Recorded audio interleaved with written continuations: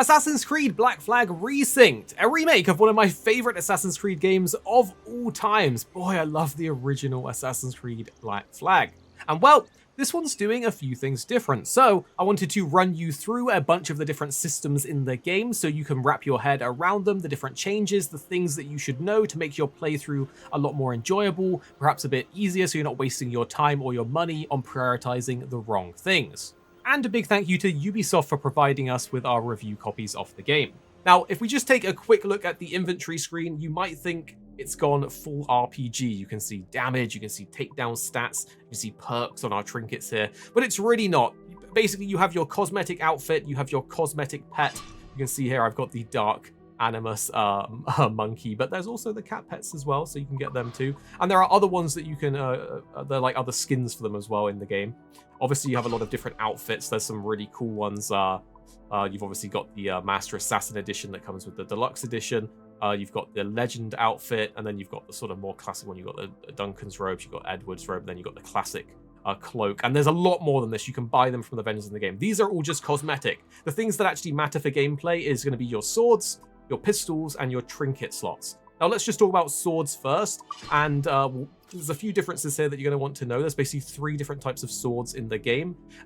Real quick, as you can see, they have a damage and a takedown stat. It doesn't seem like that makes a world of difference. I mean, the developers have already said you can beat the whole game with the starter swords, and it seems like when you test like a sword like this that has 38 attack and a sword like this that has 13 damage, it doesn't seem to be a world of difference. So I think that stat's a little bit more inflated than it looks. So it's not really like the RPG games where your gear makes a world of difference. But there are things on the swords that do make a difference. So as you can see here, I'm using the pistol swords. You can see underneath the name of the sword, it says Legendary Pistol Sword. This means it has a different heavy attack, a heavy strike by holding R1, than something like a cutlass or something like a rapier, as you can see here. So these are the 3 different sword types: pistol swords, cutlasses, rapiers.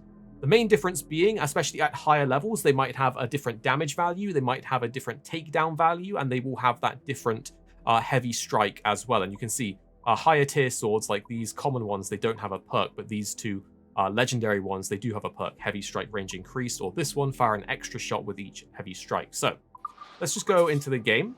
And you can see here, if we whip out our swords, we obviously have our light attack combo by just like spamming R1. And this is pretty standard. But if we hold R1, we'll do that heavy strike. The pistol swords, it's that triple shot. And it's a triple shot because it has a perk on it to add 1 extra shot to it. There's different kinds of pistol swords that have different perks, like firing a shot automatically when you do a perfect parry or evade and stuff like that. So there are differences there. But as you can see, it does a triple shot with the sword. The weird thing with the pistol swords is the range on it is very low. It's not the same kind of range and damage as your actual pistol, like this, which we'll get into in a sec. So that is something to bear in mind. But then if we swap on over to something like, you can see here, a cutlass, we then have the heavy strike, hit multiple enemies in an arc. And this one actually gives a perk that increases its range. So you can see when we hold R1, now we're doing a big sweeping AoE attack. And these attacks are really powerful in combat, by the way. So you will want to be doing them, but you can't necessarily just spam them, as certain enemies, brutes and more elite enemies, will sort of parry them and cancel them if you try and just spam them too much. So the game does kind of react if you start spamming things. But then finally we have the rapier, and this is all going to come down to your sort of play style at the end of the day. You can see here, if we hold it down, we have this small lunge into a sort of double thrust. This is really, really nice to sort of get a little bit of a gap close and to really focus on one enemy that you want to specifically damage. So you can see there are differences there in the sort of way that these swords function outside of the actual perks and stats on them. The heavy strikes will have a difference there. So I'll just put my pistol swords back on, as they're the ones that I'm enjoying using the most recently. So that's something to bear in mind with the swords. You have those 3 different types. When it comes to pistols, they all more or less function the same. The only thing that's going to be different is the draw speed, the range, and then if they have a perk on them, like these ones I have here, that while I'm anonymous, my pistol shots don't consume ammo. So if you're shooting from a bush, the first shot while you're anonymous won't use up a shot, but then the follow-ups will, because you've shot a pistol and people are going to turn and look at you. So that's just something to bear in mind there. Generally, as I've said before, the damage doesn't make too much of a difference. The takedown number is going to be really good, though. Some of the swords later game, I'm using an earlier save here, as we can't show too much. We don't want to spoil anything for you guys. We don't want to show too much of the endgame stuff. But these takedown numbers can go up to like 4. You can even get accessories, trinkets that increase the number of takedowns you can do as well. So that's good to know. Well, for pistols, I think the most important thing is pretty much the draw speed, which is why I'm using this pistol here because it has the highest draw speed that I have. So let's talk about trinkets real quick. Trinkets are like accessories. They give you passive bonuses. You can buy these in the shops. Sometimes you can find them out in the world, get them as quest rewards and stuff like that. You can see there's going to be a few different types here. This one, for example, lowers the rope dart cooldown. But then the two I've got on here are really nice passives, increasing the amount of reals we gain and automatically looting corpses. And these two are going to be really nice. And there's different things that you can get on them that affect like your combos, your maximum number of takedowns and stuff like that. They will also hang off of your outfit somewhere, depending on the outfit. You can see on the back there, I've got the lodestone and the found coin, but some outfits actually hang them physically on the front, so they do affect your appearance physically as well. I'll just shout out the lodestone because it's really nice to get that automatic looting, because you do have to manually press triangle otherwise, and you can't always do it mid-combo. So usually it's something you do after combat. You have to get, like, take the time to walk back over to the bodies and pick them up.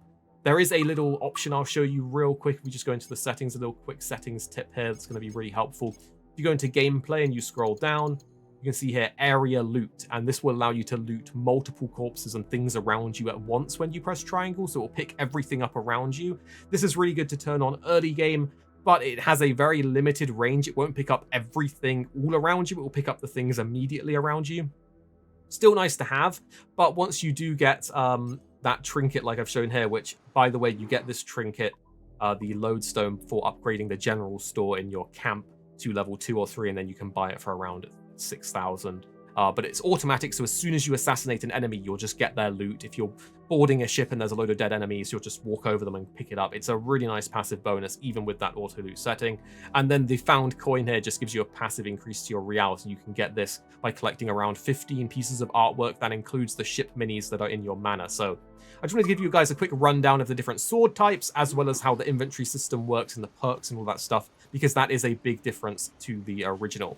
Now, when you've got your camp set up and you've got your manor house, which is this area here, it's just after sequence 3 in the story. It only takes a couple hours of playing the story to get here. I recommend that you guys do this pretty much immediately, because once you get here, you actually unlock the ability to earn money passively. You unlock the fleet. You also unlock the way to properly upgrade your ship further than the basic upgrades, so it's super important to come here early. But the artworks also include the ship models, like I was saying here. So every time you take down a different type of ship, you'll gain a model, and if you can get these with a few paintings that you get in chests around the world and quests, the butler in here will give you that nice extra trinket to increase your gold gain. Now, from your mana, you can obviously pick up your money passively, your protection money. And an important thing to know, if you have the extra money early, is that you can actually upgrade the mana just at this table here. I've already maxed out mine and upgraded it, but you can upgrade it here and it will increase the maximum amount of protection money. You see 5,000 here is the maximum I have. Now, one of the next things to be aware of as well is if you go in the inventory screen and you go down to this little anvil and hammer, you can see it's the crafting page, and this is very different to the original game, but it is in this menu that you can use things like animal hides here to upgrade the capacity of all your different gadgets, tools, as well as your actual maximum health, like you can see here. I've upgraded my pistol holster and my pistol ammo to maximum, but you can see everything else either hasn't been unlocked yet through story progress, or I haven't upgraded the health here because I need those 4 Jaguar pelts. So rather than unlocking tools and things like that here, you simply use the pelts to increase the capacity of things or your max health. And this is going to be quite important early on, as you will need things like iguana pelts, you will need some wild pig pelts, and rabbit pelts and stuff like that. And that's going to be super important for increasing your max health or getting more pistols or holding more pistol ammo, which is going to be really good for taking down waves and waves of enemies. So you do that from the actual inventory screen. You go down here to the anvil and then you craft it here. Now, when you're looking for these different pelts, it's actually pretty easy. You just go on the map, hover over an area like you can see here. We have our camp, and you can see at the very bottom we have different icons for different animals. So here we have like a leopard or a jaguar. We have the iguana and the boar or the pigs. You can see here some areas don't have any, other areas might have just one, like you see there's deers there. Here you can see there's monkeys. And by the way, if you want rabbits, which you will want to get early, I believe they're all the way down here in, is it Havana, or it might be over here actually. There we go, it's in Nassau. So Nassau having crocodiles, pigs and rabbits. And just if you're curious, when you're playing, the rabbits are around this sort of top left side, and these rabbits, you're going to need about 4 of the pelts to get a few upgrades early to upgrade your pistols. That's going to be really important because the more pistols you have, the more back-to-back shots you can do. Since they're flintlock pistols, you're going to shoot 1 at a time, so that's going to be really good to know. But when you get your camp, which I recommend just playing until you get here and unlock this, it only takes a couple hours and it will really open up the game and let you upgrade your ship properly. You can see we have iguanas and the pig pelts, and you can see you have the main port that you walk up, and just up at the top you've got the pigs, and then just up here next to the manor you can see we've got an iguana spawn. And these do respawn. They're not the same as the original where you could just fast travel to respawn them. You need to go and do some missions and stuff, but they will respawn over time, but not instantly on a fast travel. But essentially every time you come back, you can just easily, say, walk up here to the iguana spawn, try and sneak up behind it, assassinate it, and just like that, and just like that, you can easily get some of these pelts when you're coming and repeatedly coming back to areas like this. So they're pretty easy to passively gain, and sometimes you get bones as well, which are going to be used for trading in for other pelts that you need, or special types of cosmetics and consumables at certain shops. I think you can actually get a skeleton crew outfit on your ship that needs like 200 bones or something like that, so that's going to take a bit of farming. But just a quick hint there, you want to focus early game on upgrading, in my suggestion, upgrading your health and your pistol holster as high as you can early on, because these are going to really help in combat, and more pistols is really, really good. So make sure to grab those rabbits when you're in the Nassau like we just shown. Now, the next thing to be aware of in combat is that you actually have some abilities. You can see here in the bottom right, it's just popping up now. When I hold R2, these actually appear, and you can use them with triangle, square, circle, and X. And these are like, they're not really like abilities because they don't go on cooldown, but they're important to weave into combat. You've got a kick, you've got a sweep, you have your pistol shots. Very nice. And you've got your rope dart when you unlock it, which unlocks pretty early in the story as well. I think it's in chapter 3, chapter 4 sort of area. So they're really important to know because you do want to be weaving them in. When it comes to the pistol, you can hold L2 and press up.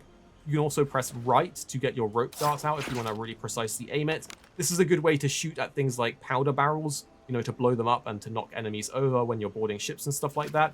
But you can use that R2 and triangle to quick shot when you're surrounded by enemies, and this is going to be really, really strong. Sometimes when you use it on enemies as well, you can do a shot, and if they're a brute, it will break their poise bar, and you can press triangle to instantly take them out, so that is also just something to be aware of. You want to be weaving these in. Also, the sweep is really good because it knocks enemies over and lets you instantly take them down with a triangle, so that's also really important. But these are sort of the things to be aware of with the combat and your swords and stuff like that, so that you don't get, you know, fall behind and sort of wonder what's going on. The game is very parry heavy as well, so you do want to be parrying as much as possible because it basically opens enemies for an instant takedown, which is often stronger than just mashing your sword attacks, as you can instant kill them with that. So something to be aware of there.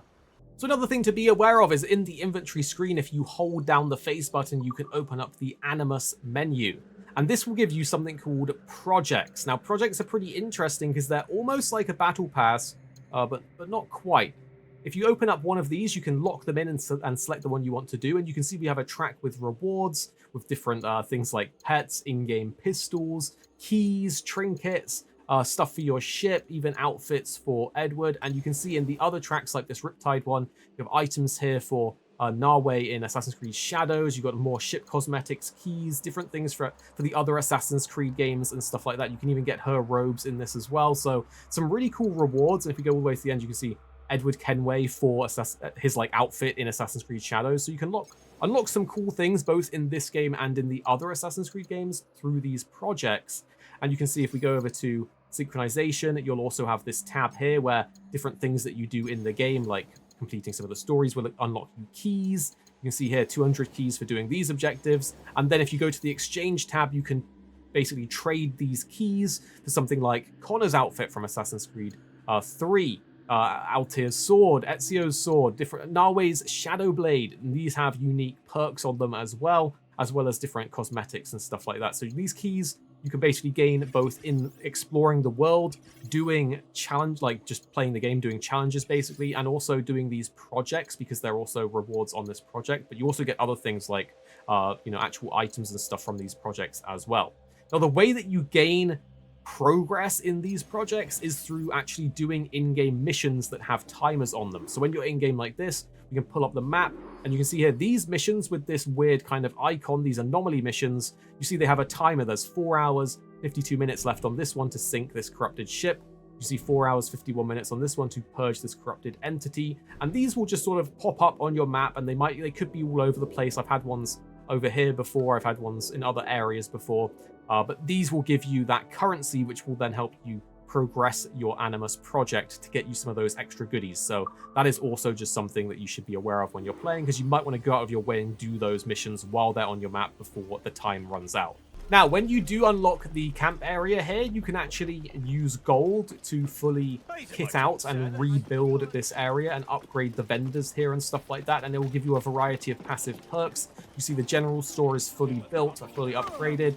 We've got the brothel over there. We've also got the tavern over here. We've also got the maxed out harbor master. So there's a lot of different things that you will want to upgrade and spend your money on, but some of the most important ones to do early, in my opinion, is to get the harbor master leveled up, as this is going to be really good.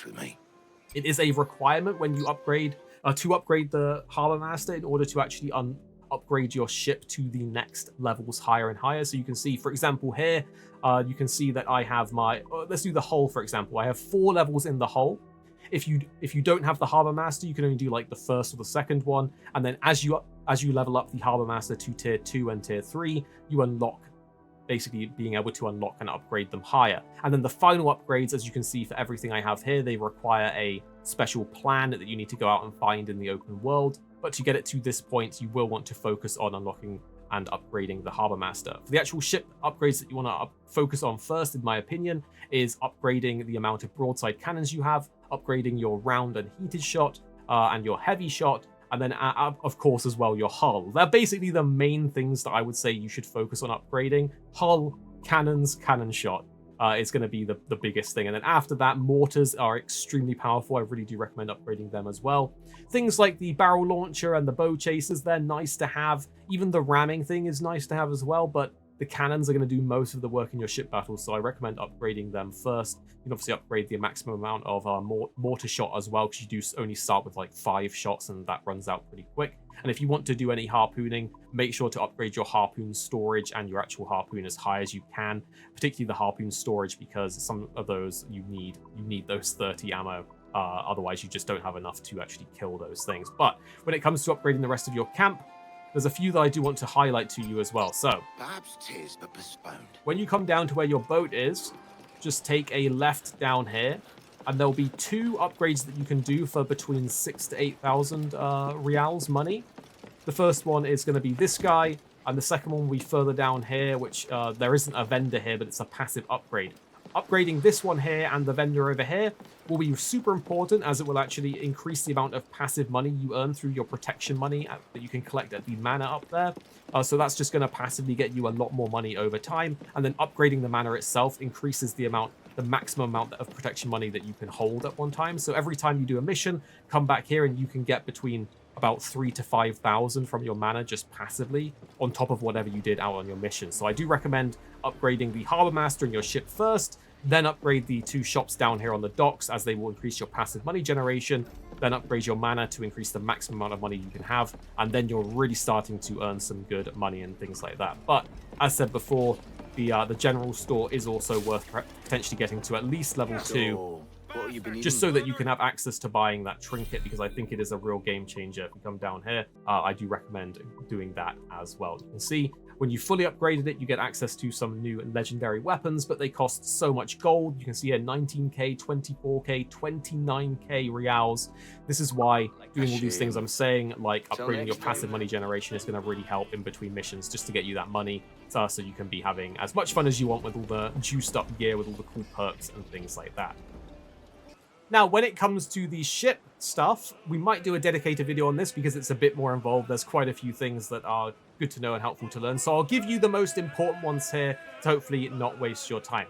Now, we've already talked previously about playing through the game for the first couple hours until you unlock the camp area here. And once you've done that, you will then unlock officer quests on the map. They'll just be very obvious big quests, kind of like this one. This is a Templar hunt, but they'll be the same sort of looking quest. I think there's one down here, and there's also one up here on the Black Island. And this is really important because if we go over to our ship, you can see down here we have officers. Of course, we have our regular guy, Adewale, but we also have Lucy Baldwin and the Padre, and then the last one is unlocked a lot later on in the game.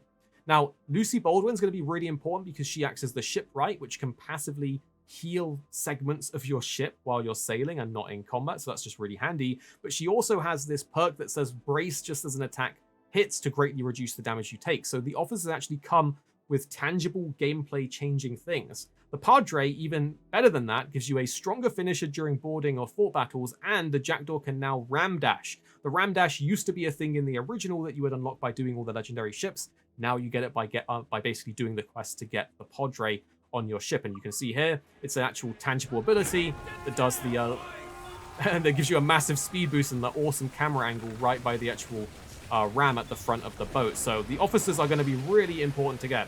Obviously, look out for loot in the seas, just like we have here, and you just press triangle to pick it up.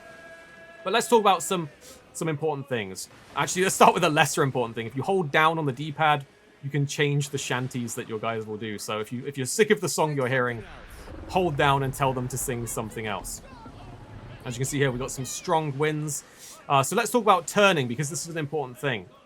If you're sailing at full speed, or even just the first 2 speeds, when you turn, you can see it takes so long to turn around. And in a battle, this is going to be pretty devastating if you're fighting multiple man-of-wars or something like that.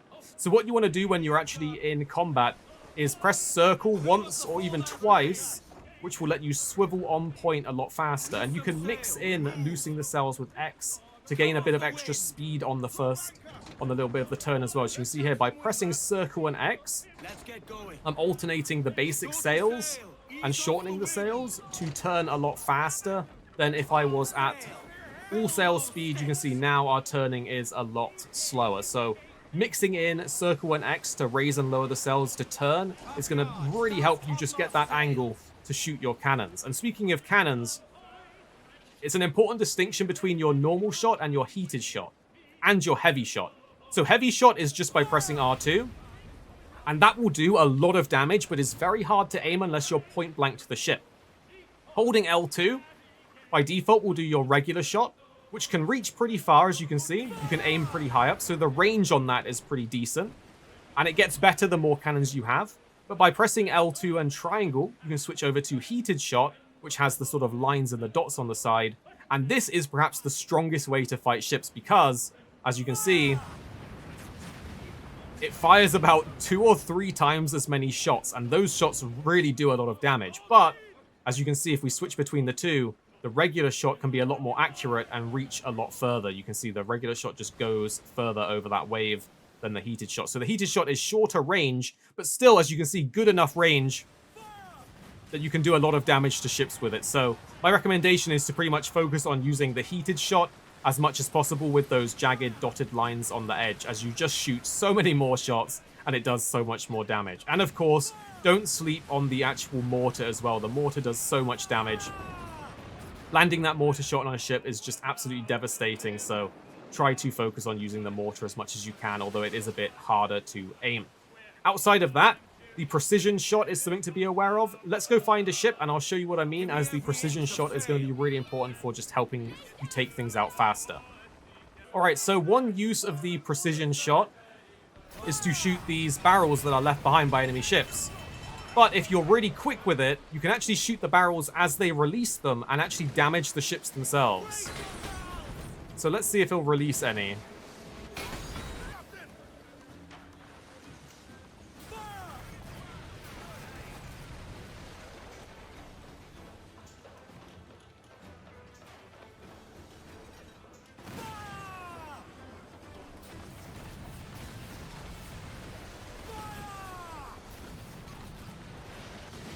Here we go. So you see he just released them, and I instantly blew him up with them. So if you're really quick by holding R1 and aiming at the barrels, you can actually blow ships up just after they release them, because the AoE is such big range on them. And generally for smaller ships like this, what is it, a schooner, then just, unless you want to heal your ship, I just prefer to ram them because they don't have a lot of resources on them anyway. It takes longer to go through all the boarding animations than it does to just ram into them and take the half resources for sinking them. So another use for the precision shot is to hit weak points in an enemy's hull after you hit them with cannons. And this is a really great way to just add additional damage as you're taking down ships, and becomes a lot more important on things like this frigate here, as well as bigger ships like Man of War. So if we just line up a nice heated shot, you can see there's those red weak points on the ship. And when we're in range, we can actually just shoot them to get a ton of extra damage on the ship itself. So don't forget to use your precision shots when you have it, as it will actually add up and give you a lot more damage in those ship fights. So, for a bigger ship like a frigate or a man of war or naval convoys, there's another thing you want to know, that you should always try and board them, because you can actually loot extra money and resources from them if you take the captain's lockbox after boarding is complete. But when you're actually boarding ships, don't forget to go to your swivel gun as well, which is right here next to the rope line that you can fly across. When you have the Padre as the officer, which I've told you about and you should grab, it actually highlights the gunpowder barrels that you can shoot, which will further decrease the enemy ship's morale, kill some of the soldiers, and just make it a bit faster and easier to actually take over a ship. So as you can see there, we're using the swivel gun, use up all of its ammo. This is a frigate, so a sort of mid-tier ship. It's already half morale. Then we can go on board and have some fun. Obviously, you have special finishes with things like your pistol shot, as we've showed before. You can reload mid-combat. You could hit someone with a... Oh, this is more of an elite enemy, so I think we're going to have to go for a parry or a perfect dodge here. You can see after a perfect parry, we can do an instant takedown. And sometimes you can even chain them together if there's multiple enemies nearby you. But for a more regular enemy, as you can see here, we can trip him over and do an instant takedown finisher. So you do want to be mixing in those right trigger abilities.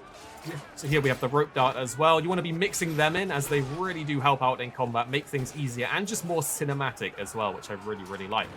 But once you've boarded something like a frigate or a man of war or a naval convoy, you will have these options. You can repair your ship. That's always nice to do. Send it to your fleet if you need that for your fleet management stuff. That's for another video and a bit more in depth. Lowering your wanted level is always good, but getting the captain's lockbox is only available on these sort of frigate and higher tier ships, particularly good on convoys for getting money and resources. And I almost always recommend doing that option when you can, because you can see we got all of the loot from the ship. But once this ends, you'll see we'll get additional loot afterwards as well. So if we look at the pop-ups, we got 3,300 more reals, 10 spice, 9 wine, 100 metal, and we got all these extra resources. Then for smaller ships, like you can see here, we have a brig.